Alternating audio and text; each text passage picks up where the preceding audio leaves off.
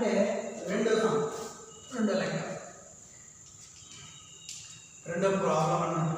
అంటే మనకి ఇక్కడ సిద్ధార్థ అనే ఒక ప్రభుత్వ ఉద్యోగి ఇచ్చిన వివరాలు ఇక్కడ ఇచ్చాడు. ఎలా ఇచ్చాడంటే అతని యొక్క బేసిక్ శాలరీ ఫర్ మంత్ అట 18,000, కరువు భత్యము ఫర్ మంత్ ఎంత 6,000, బకాయి జీతం 12,000 ఇచ్చాడు. అంటే ప్రీవియస్లో ఇచ్చిన బకాయి జీతాన్ని ఇక్కడ 12,000 ఇచ్చాడు. అలాగే అదనపు కాల పారితోషికం 14,000 ఇచ్చాడు. అంటే ఈ రెండు ఎక్స్ట్రా ఇచ్చాడు. ఎక్స్ట్రా అంటే గతంలో ప్రీవియస్ జరిగిపోయిన దానికి ఈ సంవత్సరం ఆ ఉద్యోగికి యాడ్ చేసి ఇచ్చారు, ఎక్స్ట్రాగా యాడ్ చేసి ఇచ్చారు. అంటే నెక్స్ట్ ఉచిత వసతి ఇచ్చారు. అంటే అతనికి ఒక ఇల్లు ఇచ్చారు, దానికి 60,000 ప్రభుత్వం నిర్ణయించిన అద్దెమో 36,000, అతని వార్షిక అద్దెమో 60,000, ఫర్నిచర్కి ఏమో 66,000 ఇచ్చారు, వినోదపు భత్యం ఏమో 10,000 ఇచ్చారు, డెప్యూటేషన్ భత్యమేమో 8,000 ఇచ్చారు. అతని యొక్క యజమాని విడిగా 24,000, శాసనాత్మక భవిష్యత్తు నిధిని చెల్లించడానికి 13% చొప్పున జమ చేసిన వడ్డీ 13,000 అంట. డైరెక్ట్గా 13,000 ఆడేసేసాడు, మనం రెడ్యూస్ చేసి చూపించవచ్చు. నెక్స్ట్ రాయితీ ప్రకారం ప్రయాణ ఖర్చులు 16,000, డైరెక్ట్గా రాయితీ ఖర్చు 16,000 ఇచ్చాడు. 16,000 ఇంప్లిమెంట్ చేసి దాన్ని రెడ్యూస్ చేసి చూపిస్తాం. పిల్లలు చదువు భత్యం 18,000 అంట. ఇద్దరికి మాత్రం 18,000 ఇచ్చారు. దానిలో పన్ను గురైన జీతం లెక్కింపు అన్నాడు. సో ఇది మనకి ఒక వ్యక్తి అంటే గవర్నమెంట్ ఎంప్లాయీ అయిన సిద్ధార్థ్ అనే ప్రభుత్వ ఉద్యోగి ఇచ్చిన సమాచారం. దీన్ని పరిగణలో తీసుకుని మనం లెక్క చేయాలి. సో ఫస్ట్ వివరాల రూపాయలు ఇచ్చినప్పుడు ఇక్కడ ఎన్ని సెక్షన్స్ తీసుకోవాలంటే 4 సెక్షన్స్ తీసుకోవాలి. ఆ 4 సెక్షన్స్ ఏంటంటే సెక్షన్ 17 కింద జీతం తీసుకోవాలి ఫస్ట్. నెక్స్ట్ సెక్షన్ 17 కింద అలవెన్సెస్ తీసుకోవాలి. సెక్షన్ 17 కింద పరిలబ్ధులు తీసుకోవాలి. సెక్షన్ 17 కింద జీతానికి బదులు ఏదైనా లాభం ఉంటే ఆ లాభాన్ని తీసుకోవాలి. ఇవి 4 సెక్షన్స్ నుంచి ఈ 4 సెక్షన్స్ క్యాలిక్యులేట్ చేసి వచ్చిన అమౌంట్లోంచి సెక్షన్ 16 కింద తగ్గింపు ఏమైనా ఉంటే ఆ తగ్గింపుని తగ్గించేసి ఇన్కమ్ ట్యాక్స్కి ఉపయోగపడే అమౌంట్ని ఈ గవర్నమెంట్ సిద్ధార్థ అనే వ్యక్తి యొక్క గవర్నమెంట్ ఇన్కమ్ ట్యాక్స్కి ఇంప్లిమెంట్ చేసిన జీతం ఎంత అనేది మనం క్యాలిక్యులేట్ చేయడానికి ఆస్కారం. ఫస్ట్ మనం ఏం చేయాలి, సెక్షన్ 17 కింద జీతాన్ని, నెక్స్ట్ సెక్షన్ 17 కింద అలవెన్సెస్ని, సెక్షన్ 17 కింద పరిలబ్ధిని, సెక్షన్ 17 కింద లాభానికి బదులు సెక్షన్ 17 కింద జీతానికి బదులు లాభం ఏమైనా ఉంటే ఆ లాభాన్ని తీసుకుని ఈ 4 యాడ్ చేసుకుంటూ నెక్స్ట్ ఇందులో నుంచి సెక్షన్ 16 కింద తగ్గింపులు ఏమైనా ఉంటే అందులో నుంచి తగ్గించేసి రిమైనింగ్ అమౌంట్ని మనం ఇన్కమ్ ట్యాక్స్ చూపించాలి. ఇది మనకి లెక్క. ఫస్ట్ సెక్షన్ 17 కింద జీతానికి వెళ్దాం. 17 కింద జీతానికి వెళ్తే మనకి లెక్కలు ఇచ్చాడు. ఏమి ఇచ్చాడు, బేసిక్ జీతం ఇచ్చాడు 18,000. ఆ 18,000ని ఒక్కొక్క నెలకి క్యాలిక్యులేట్ చేస్తాం. క్యాలిక్యులేట్ చేస్తే పర్ మంత్ 18,000 ఇచ్చాడు. 12 మంత్స్ పర్ ఇయర్ కాబట్టి 12 నెలలకి క్యాలిక్యులేట్ చేస్తే 18,000 ఇంటూ 12 క్యాలిక్యులేట్ చేస్తే 2,16,000 వచ్చింది. ఇది సంవత్సరం జీతం. ఇది బేసిక్ జీతం. నెక్స్ట్ కరువు భత్యం ఎంత ఇచ్చాడు, సంవత్సరానికి 6,000 ఇచ్చాడు. 6,000 మనం 12 నెలలకి అంటే కరువు భత్యం నెలకి 6,000 ఇచ్చాడు. 6,000 12 నెలలకి క్యాలిక్యులేట్ చేస్తే 72,000 సంవత్సరానికి వస్తుంది. అంటే జీతం 18,000 నుంచి 12,000 గుణిస్తే డైరెక్ట్ ఇచ్చాడు. అంటే ఇతనికి ప్రీవియస్ బకాయి పడిన జీతం అంటే గత సంవత్సరంలో బకాయి పడిన జీతం ఎంత ఉందంటే 12,000 ఉంది. దీనికి యాడ్ చేసి చూపిస్తాం. అలాగే అదనపు కాల పారితోషికం ఇచ్చారు. అంటే గత సంవత్సరంలో చేసిన ఇతని సర్వీసెస్కు గవర్నమెంట్ గుర్తించి కొంత అమౌంట్ని యాడ్ చేసింది. అది పారితోషికం రూపంలో వచ్చింది. అదో 14,000 ఉంది. ఇక్కడ యాడ్ చేసుకుంటే మొత్తం 3,14,000 అయింది. ఇది సెక్షన్ 17 కింద జీతాన్ని క్యాలిక్యులేట్ చేయడం జరిగింది. సో దీనికి మళ్ళీ ఏం యాడ్ చేయాలి, అలవెన్సెస్ యాడ్ చేయాలి. సెక్షన్ 17 కింద అలవెన్సెస్ని అవి కూడా క్యాలిక్యులేట్ చేసి దీనికి యాడ్ చేయాలి. నెక్స్ట్ 17 కింద పరిలబ్ధుల్ని యాడ్ చేసి దాన్ని కూడా ఇక్కడ యాడ్ చేయాలి. నెక్స్ట్ సెక్షన్ 17 కింద జీతం బదులు లాభాన్ని కూడా యాడ్ చేసి ఇక్కడ యాడ్ చేయాలి. నెక్స్ట్ ఈ 4 యాడ్ చేసిన తర్వాత వచ్చిన అమౌంట్కి సెక్షన్ 17 కింద తగ్గింపుని తగ్గించుకోవాలి. ఓకే, ఫస్ట్ సెక్షన్లో మనం సెక్షన్ 17 కింద జీతాన్ని మనం క్యాలిక్యులేట్ చేయడం ఎలాగనేది నేర్చుకుంటాం. నెక్స్ట్ సెక్షన్ 17 కింద అలవెన్సెస్ని మనం క్యాలిక్యులేట్ చేయాలి. ఇక్కడ అలవెన్సెస్ అనగానే వినోదపు భత్యాన్ని మనం తీసుకోవాలి. వినోద భత్యం ఎంత ఇచ్చాడు, డైరెక్ట్గా ఇచ్చేసాడు. ఫర్ యానం ఎంత ఇచ్చాడు, 10,000 ఇచ్చాడు. డైరెక్ట్గా తీసుకున్నాం. నెక్స్ట్ డెప్యూటేషన్ భత్యం. అంటే డెప్యూటేషన్ అంటే ఇతను ఒక చోట ఉద్యోగం చేసుకున్నప్పుడు ఇతను అనుకోకుండా వేరే చోట వ్యక్తి అతను సిక్ అయినప్పుడు కానీ అతను ఏదైనా మరణం సంభవించినప్పుడు కానీ డిప్యూటేషన్ మీద పంపిస్తారు. అలాంటి డిప్యూటేషన్ మీద వచ్చిన ఇన్కమ్ ఎంత అంటే 8,000 వచ్చిందంట. ఆ డిప్యూటేషన్ మీద వచ్చిన జీతానికి కూడా 8,000 ఇక్కడ వేసుకోండి. నెక్స్ట్ సో పిల్లల చదువు కోసం ఎంత ఇచ్చాడు? 18,000 ఇచ్చాడు. ఇద్దరు పిల్లలకి మినహాయింపు చేసుకోవాలి కాబట్టి 100 రూపాయలు. అంటే కార్మికుల లాభ ప్రకారం ఎంత? 100 రూపాయలు ఒక్కొక్క వ్యక్తికి నెలకి 100 రూపాయలు చెప్పండి. 12 నెలలు కడితే ఎంత వస్తుంది? 12 × 100 1200 వస్తుంది. సో ఇద్దరు పిల్లలు ఉన్నారు కాబట్టి ఆ 1200ని ఇద్దరు పిల్లలకి క్యాల్కులేట్ చేస్తే 2400 వస్తుంది. ఈ 18,000 2400 తగ్గిస్తే 15,600 వచ్చింది. అంటే వినోద భత్యము, డిప్యూటేషన్ భత్యము, పిల్లల చదువు కోసం ఇచ్చింది. ఈ 3 యాడ్ చేసేస్తే 33,600 వచ్చింది. ఇది సెక్షన్ 17 కింద అలవెన్సెస్. ఈ 3 ఇచ్చారు కాబట్టి ఈ 3ని పరిగణలోకి తీసుకోవచ్చు. ఒక్కొక్క దాంట్లో ఇవ్వచ్చు, ఇవ్వకపోవచ్చు. ఈ వినోద భత్యం ఇవ్వచ్చు, ఈ డిప్యూటేషన్ ఇంతకుముందు ప్రీవియస్ చేసిన సమ్మలో ఇది ఇవ్వలేదు. ఇది డిప్యూటేషన్ భత్యం ఇవ్వలేదు. పిల్లలకి కూడా సో ఉచిత పిల్లల చదువు కోసం ఇచ్చిన భత్యం కూడా ఇవ్వలేదు కాబట్టి మనం తీసుకోలేదు. ఇక్కడ ఇచ్చాడు కాబట్టి పరిగణించాడు కాబట్టి తీసుకుని దాని టోటల్ ఇక్కడ వేసుకోవడం జరిగింది. నెక్స్ట్ సెక్షన్ 17 కింద పరిలబ్ధులు. ఈ సెక్షన్ 17 కింద పరిలబ్ధులు అంటే అతను పరిలబ్ధులు అనగానే మనం అతని గృహ వసతులు ఏమైనా కల్పించామా ఉచితంగా? ఆ గృహ వసతిని ఇచ్చాం. ప్రభుత్వం నిర్ణయించిన అత్యంత 36,000. దాని యొక్క ఫర్నిచర్ విలువ ఎంత అంటే మనకు 66,000 ఇచ్చాడు. 10% డిప్రిసియేషన్ తగ్గించాడు. అంటే ఎంత? 6,000. దాన్ని క్యాల్కులేట్ చేసాం. దీన్ని యాడ్ చేసి చూపించాం. అంటే ఎంత వచ్చింది? 42,600. అంటే ఫర్నిచర్లో మనం క్యాల్కులేట్ చేసిన అమౌంట్ని పరిగణలో తీసుకుని దాన్ని ఇక్కడ యాడ్ చేసి చూపించాం. ఎంత వచ్చింది? 42,600 వచ్చింది. దీనికి ఇతను ప్రైవేట్ నర్సింగ్ హోమ్లో చికిత్స పొందాడంట. వైద్య ఖర్చులు అంతేని 42,000 అయింది. దాంట్లో వారు ఇచ్చిన మినహాయింపు ఎంత? 15,000 తీసేస్తే 27,000. ఇది ప్రైవేట్ నర్సింగ్ హోమ్లో అతను ఇండివిజువల్గా ఆ సిద్ధార్థ ప్రభుత్వ ఉద్యోగికి అనుకోకుండా అనారోగ్యం చెందాడు కాబట్టి ఆ టైంలో అతను చికిత్స పొందినప్పుడు ఆ వైద్య ఖర్చులు 42,000 వస్తాయి. సో మినహాయింపు 15,000 తీసేస్తే 27,000. ఆ 27,000కి నెక్స్ట్ ఈ పరిలబ్ధిలో ఉచిత గృహానికి వచ్చిన 42,600 ప్లస్ 27,000 కలిపితే 69,600 వచ్చేసింది. ఇది సెక్షన్ 17 కింద పరిలబ్ధులు. అంటే 3 సెక్షన్స్ అయిపోయింది. ఇక 4వ సెక్షన్ ఏంటంటే సెక్షన్ 17 కింద జీతానికి బదులు లాభం. అంటే జీతానికి బదులు లాభం అంటే ఆల్రెడీ చెప్పాం. రాయితీ ప్రయాణ సౌకర్యం కోసం ఇచ్చింది ఎంత అంటే 16,000 ఇచ్చాడు. అతను రాయితీ ఇచ్చింది 16,000. సో వాస్తవంగా ఖర్చు పెట్టిన ఖర్చులు 16,000. అప్పుడు ఒకదాంట్లో ఒకటి తీసేస్తే మిగిలిన ఏముంది? ఏమీ లేదు కాబట్టి డాష్ పెట్టేసుకుంటాం. ఎందుకంటే వాస్తవంగా అయిన ఖర్చులు అదే, ప్రయాణిక అయిన ఖర్చులు అదే.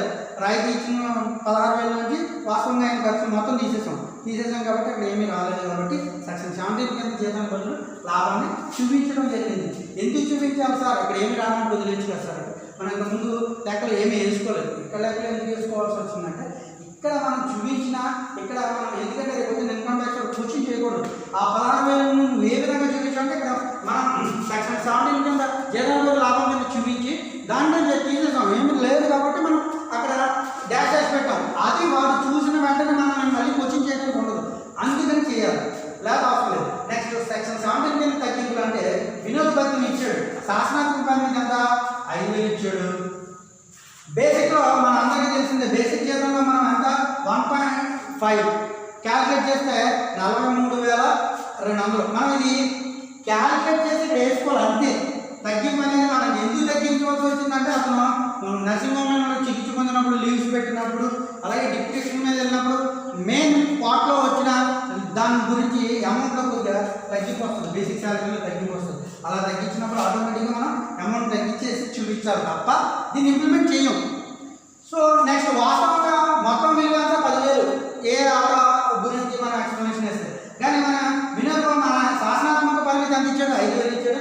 5,000 పరిమితిలో తీసిన 5,000 చూపిస్తాం.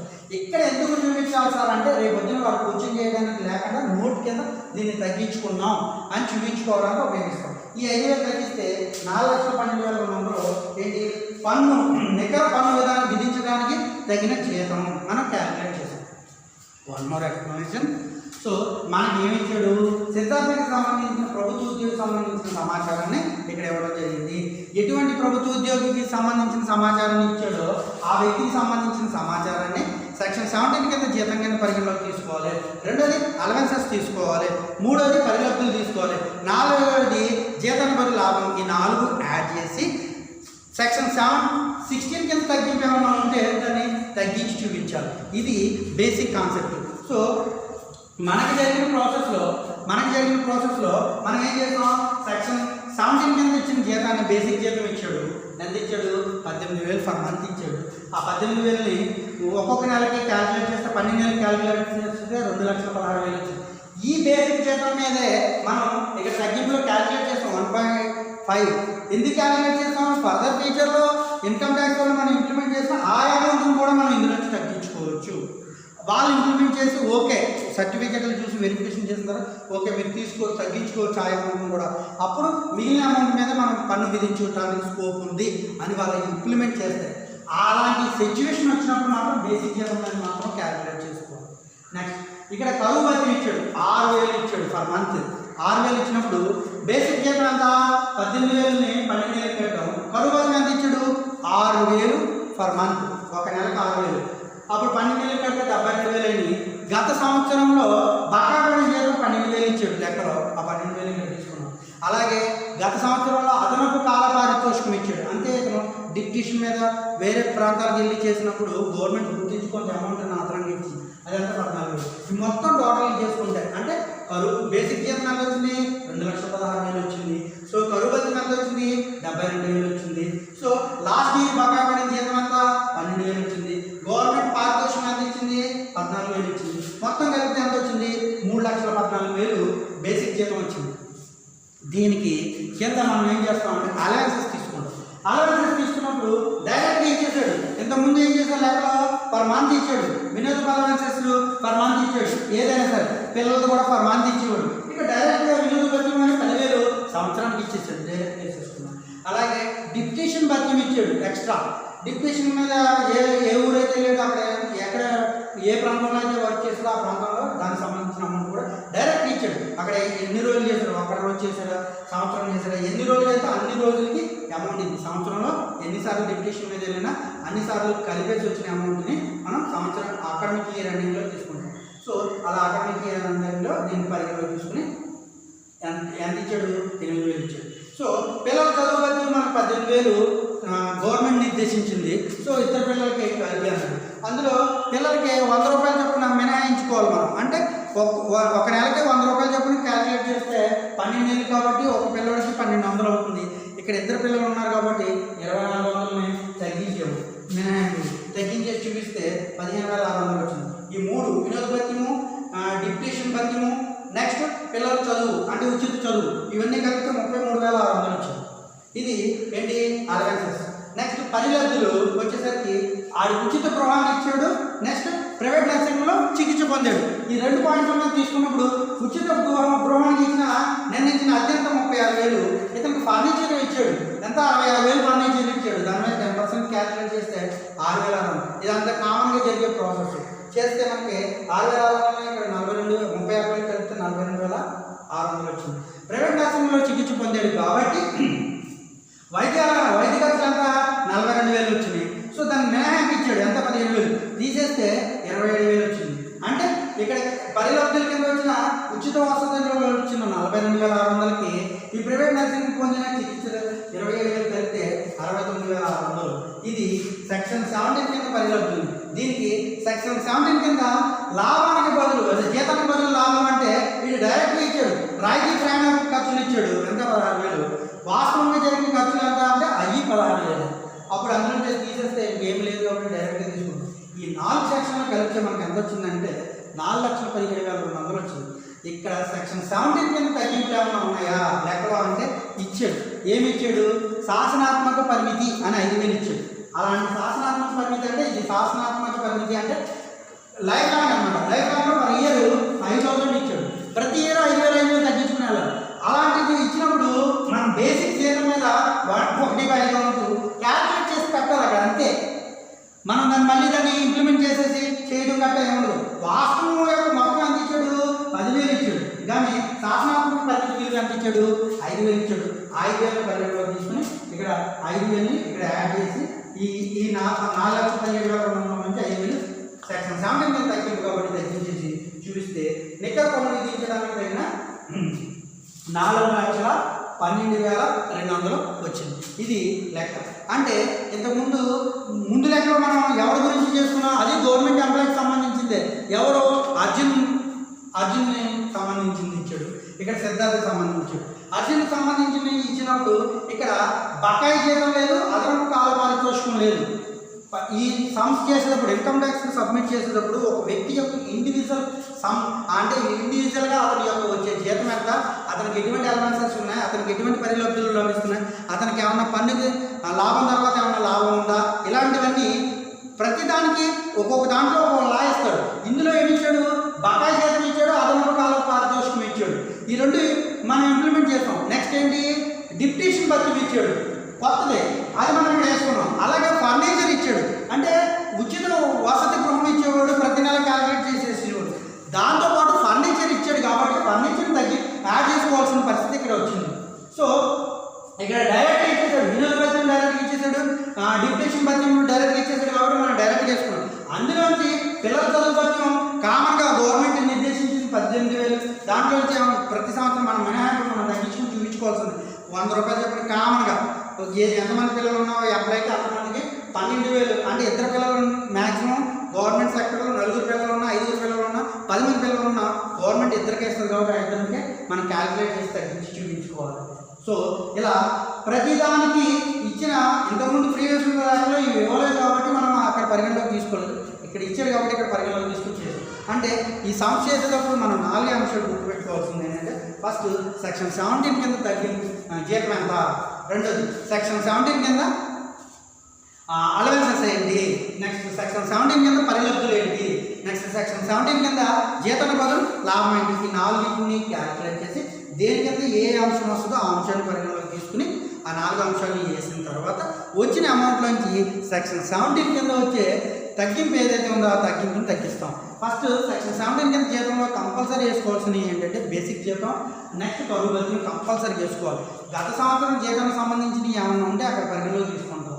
నెక్స్ట్ అలవెన్సెస్, అంటే ఈ వ్యక్తికి ఇచ్చే గవర్నమెంట్ సెక్టర్ నుంచి ఏ వ్యక్తి అయితే ఏ ఎంప్లాయీ అయితే ఉంటాడో ఆ ఎంప్లాయీకి ఎటువంటి అలవెన్సెస్ ఇస్తున్నారు. ఒక్కొక్కసారి కార్ అలవెన్సెస్ ఇస్తే ఇంతకుముందు కార్ అలవెన్సెస్ ఇచ్చేవాడు, నెక్స్ట్ లేకపోతే వినోదపు అలవెన్సెస్ ఇచ్చేవాడు. సో ఇక్కడ మనకి ఏమి ఇచ్చాడు, పిల్లలకి చదువు భత్యం ఇచ్చాడు. సో ఇక్కడ వినోద భత్యం ఇచ్చాడు, చదువుకు ఇచ్చాడు. ఎక్స్ట్రా ఏమి ఇచ్చాడంటే డిప్యూటేషన్ మీద భత్యం వచ్చింది, అది అలవెన్సెస్ కిందకి వస్తుంది, అది ఇందులో ఇంప్లిమెంట్ చేసుకోవాలి. అలా చేసుకుంటాం. నెక్స్ట్ సెక్షన్ 17 కింద పరిలబ్ధులకు వచ్చేసరికి ఇక్కడ 2 వచ్చింది. ఉచిత వసతి ఇచ్చాడు, దానికి ఫర్నిచర్ యాడ్ చేసాం, ఫర్నిచర్ యాడ్ చేసి క్యాలిక్యులేట్ చేసి ఫర్నిచర్ యాడ్ చేసాం.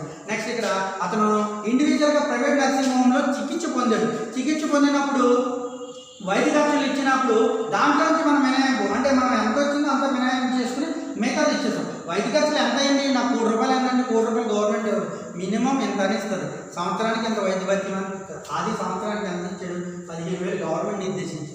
మనం ఎంత ఖర్చు పెట్టుకున్నాం 42,000, అందులో 15,000 తీసేస్తే 27,000 వచ్చింది. అది 15,000 తీసుకున్నాం. జీతానికి బదులు లాభం ఏమవుతుందంటే రాయితీ ఇచ్చాడు, ప్రయాణ ఖర్చులు కింద 16,000 ఇచ్చాడు, వాస్తవ ఖర్చులు మనం తీసేసి చూపించేసాం. సో అలా సెక్షన్ 17 కింద తగ్గింపు అనేది వాడే ఇచ్చాడు. డైరెక్ట్గా శాసనాత్మక పరిమితి 5,000 ఇచ్చాడు కాబట్టి 5,000 డైరెక్ట్గా వేసేసుకుని మనం తగ్గించేసి చూపించవచ్చు. అంటే శాసనాత్మక పరిమితి ఇచ్చాడు కాబట్టి బేసిక్ జీతం మీద 1/5 అమౌంట్ కడితే ఎంత వస్తుందో చూస్తాం.